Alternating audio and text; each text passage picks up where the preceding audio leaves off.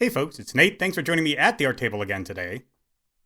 Eucatastrophe is a literary term coined by J.R.R. Tolkien to describe the moment in a story where things suddenly go inexplicably right for the protagonist.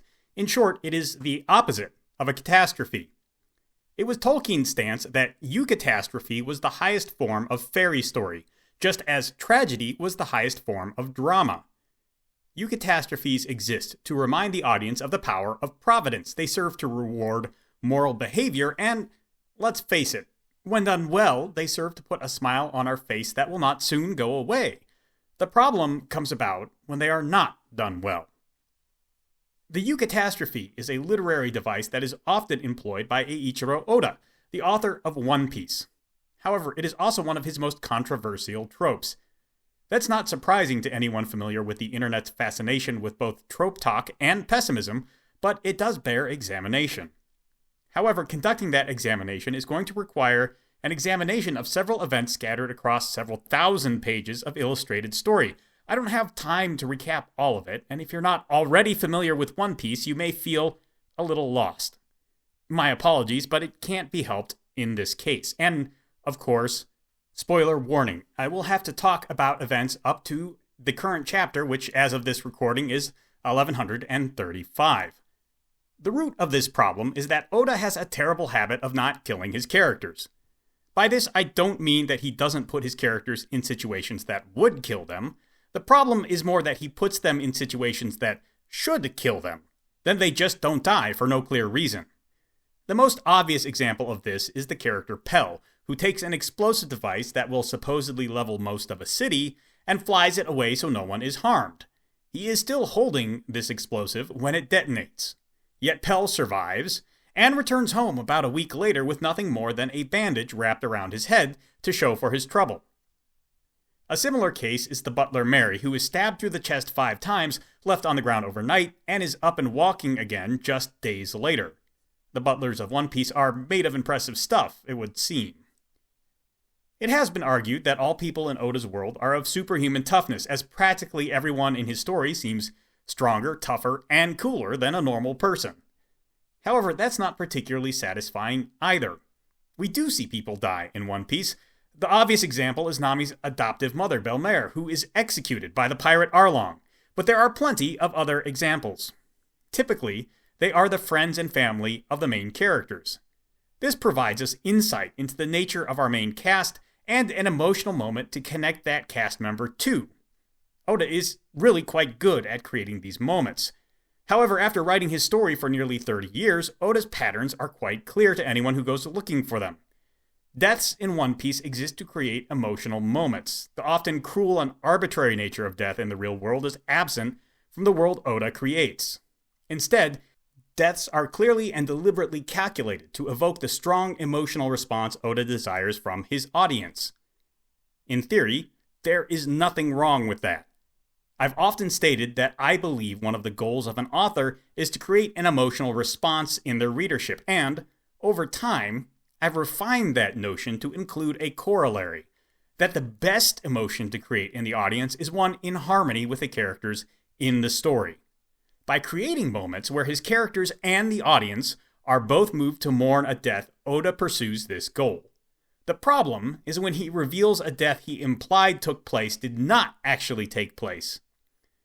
This fractures the emotional resonance.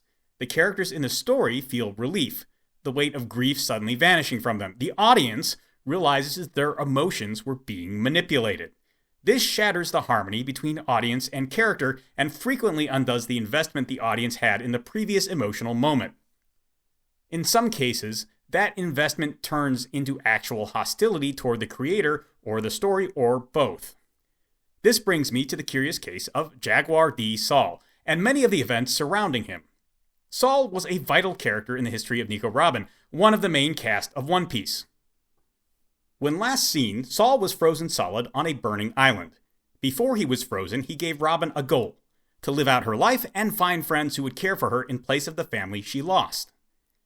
Saul was Robin's last tie to her childhood hopes and dreams.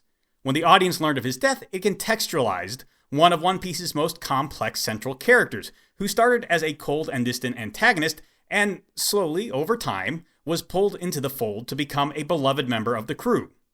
The Water 7 saga, where we learned all this about Robin's childhood and her brief but very important relationship with Saul, is widely considered one of the best stories in One Piece. So when it was revealed that Saul was still alive, the audience was disappointed, to say the least. To make matters worse, the reveal that Saul was still alive came coupled with not one, but two other characters who appeared to die, but in point of fact, did not. These three case studies in quote-unquote fake-out deaths are illuminating.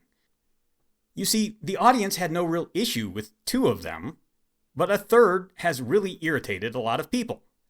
Most interesting is the fact that the fake death of Saul, which had the biggest emotional impact out of the three of them, is the one the audience has accepted the most readily. While Saul's case is the one which prompted this essay, I'm going to briefly discuss all three fake-out deaths in order to make my points. But before that, there is one element present in all three cases that many people have cited, but I'm going to dismiss. And I'm going to do so by examining Saul's case on its own, although I think to a certain extent it's present in all three cases. The issue is that of justifying the character's survival. Saul was presumed dead because he was, again, quote-unquote, frozen solid by a character with a power to create ice. This is not the first time we've seen this power in use, nor is it the first time we've seen people survive being frozen solid in this way. In fact, Robin herself survives one such attack, and she is not nearly as durable as Saul has proven to be. When added to the fact that Saul was on the shores of a burning island, it's not unreasonable for him to thaw out in the heat and then take refuge in the ocean, as he said he did, and thus survive both the freezing and the burning. Alright, it's not unreasonable in the world of One Piece. Given that Saul was indeed a wanted man, the fact that he never revealed his survival to the outside world, but rather retreated to an isolated island where he could lay low, also makes sense. These points are briefly brought up and discussed when people analyze the impact of Saul's apparent death and subsequent survival, but I don't think that's because the logic of his survival is flawed, but rather because the logic is irrelevant. After all, it fits just fine in the One Piece world. I think that's why people tend to run through it and then stop talking about it. It adds up. But things not adding up is not the problem they have with the situation. What people are really trying to grapple with, I believe, is that their emotional investment in the story may have been misplaced. I believe this is true in the case of Saul and also in the cases of Bartholomew Kuma and Dr. Vegapunk, the two other characters who died and survived alongside Saul.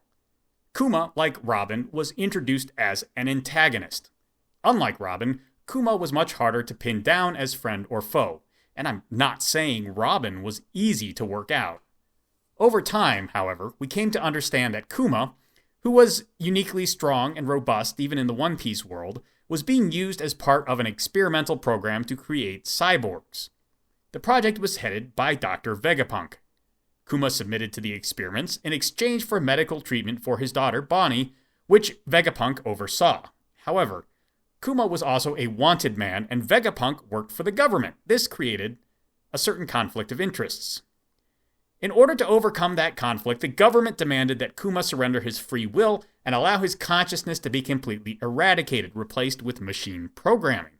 Kuma happily agreed to this out of his love for Bonnie. The scene where Kuma and Vegapunk reflect on Kuma's life before throwing the switch that transforms him into an unfeeling machine is one of the most tragic scenes in One Piece, a series known for making its audience weepy.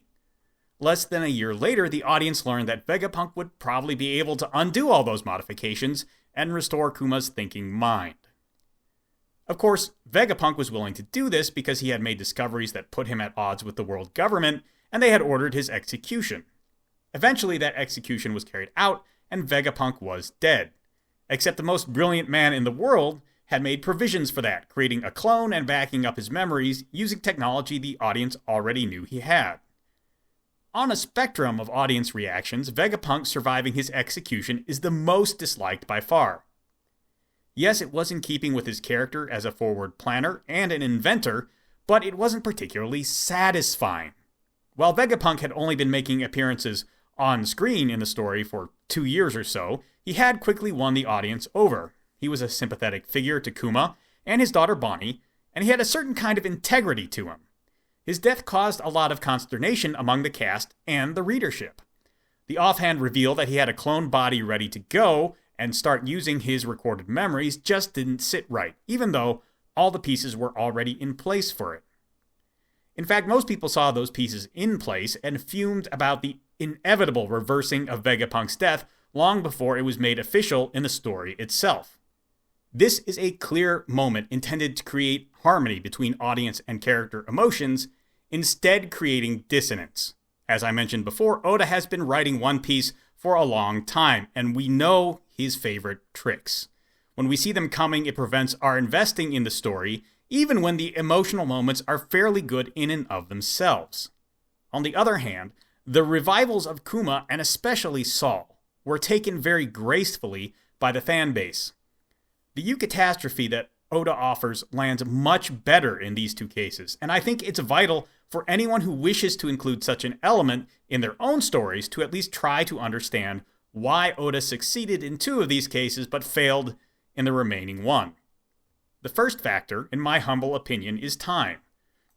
Robin lived for 22 years from the moment she sailed away from Saul and the burning island of O'Hara to the moment she reunited with him on Elbaf. It was a long and trying time for her, full of danger and sorrow. It also gave her the opportunity to meet her closest friends and allies, revive her passion for her childhood dreams. For the audience who read One Piece, the publication history from O'Hara to Elbaf spans a period of 19 years. Let me say that again. 19 years. I read One Piece in real time over that entire 19-year span. I occasionally wondered if, given everything we knew about how Saul supposedly died, we would ever see him again. I watched Robin and the Straw Hats struggle and suffer through all the many cares of Oda's world. When I heard about Saul's revival, I was a bit surprised, but not terribly. Again, we know Oda's tricks.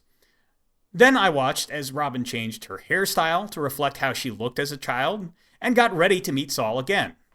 And eventually, when they did meet again for the first time in decades, I was struck by a sudden and surprising sense of relief, as if something I didn't even know I had been waiting for had inexplicably come to pass.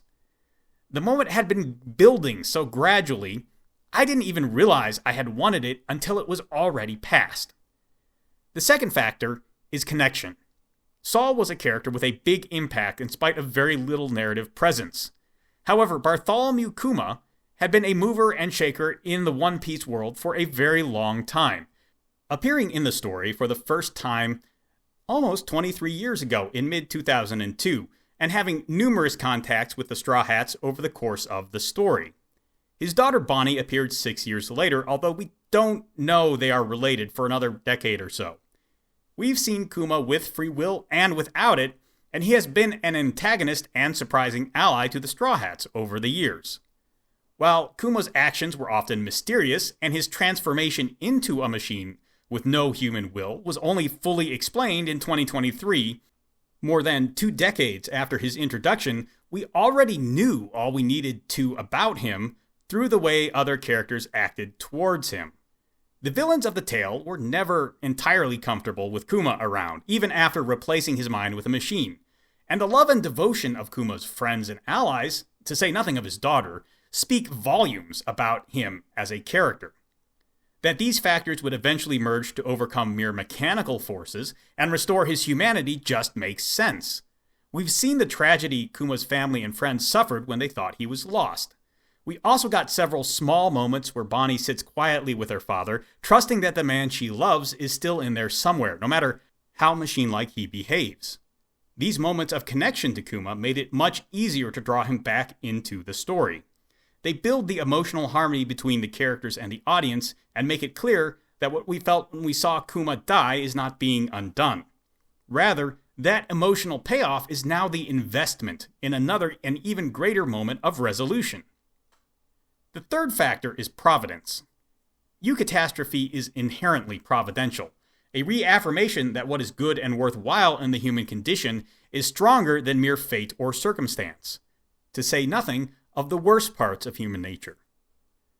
That Saul fought an Iceman on a burning island and was frozen solid in the one place where circumstance would allow him to survive was providential.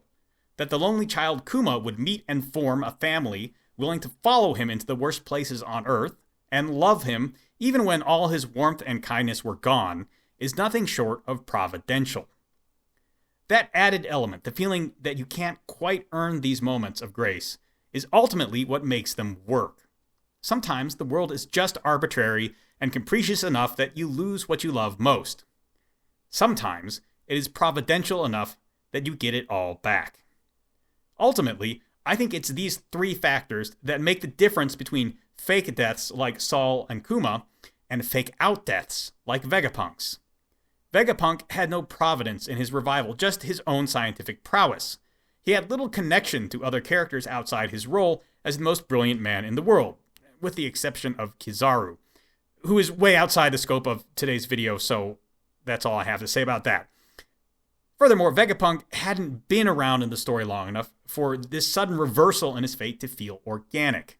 I'm not saying it couldn't have worked out, but I think the entire storyline for Vegapunk needed a little more time to unfold in order to really make his payoff feel satisfying.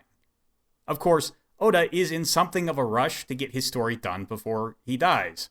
Not that he's on the brink of death or anything, but he's not young anymore either. So I understand why he may not have developed this idea as much as he wanted. That doesn't make what we got good. Certainly, 2 out of 3 is not the best batting average ever, but there's still a lot of lessons to take away from the apparent deaths of Saul and others. I'll leave you with one final thought that I've taken away from this experience. Eucatastrophe as a trope, in and of itself, is an idea that revolves around the concept that the universe is created and maintained by a loving and graceful God that desires to know and be known. After all, it was really codified and brought to the fore by a devout Catholic man, Tolkien. While Oda, I don't believe, is particularly religious, he is deeply steeped in the kind of fairy tales that Tolkien was discussing when he coined the term. Luffy himself is something of a messianic figure, and not just because he's iterating on the hero's journey. That becomes very clear as time goes on. Regardless, when you write a story that assumes the universe we live in wants us to feel and reciprocate love from God, whether that God be personalized or abstract, you may wish to include a part of your story that reflects that fact, and that is a perspective that is by no means universal. It's very clear from his persistence in writing One Piece the way he does that Oda has simply made his peace with the way the audience reacts to his eucatastrophes. He doesn't really care if the real world shows divine grace in the way he chooses to show it. He wants to write his eucatastrophes the way he does, so he has poured more time and skill into making them the best they can be. If you or I wish to write Eucatastrophe, I would suggest we make that same piece with whatever response we may get. But that's just what I think. Let me know what you think down in the comments below. There's a like button and a subscribe button down there. You can use those as you see fit, and I'll talk to you later.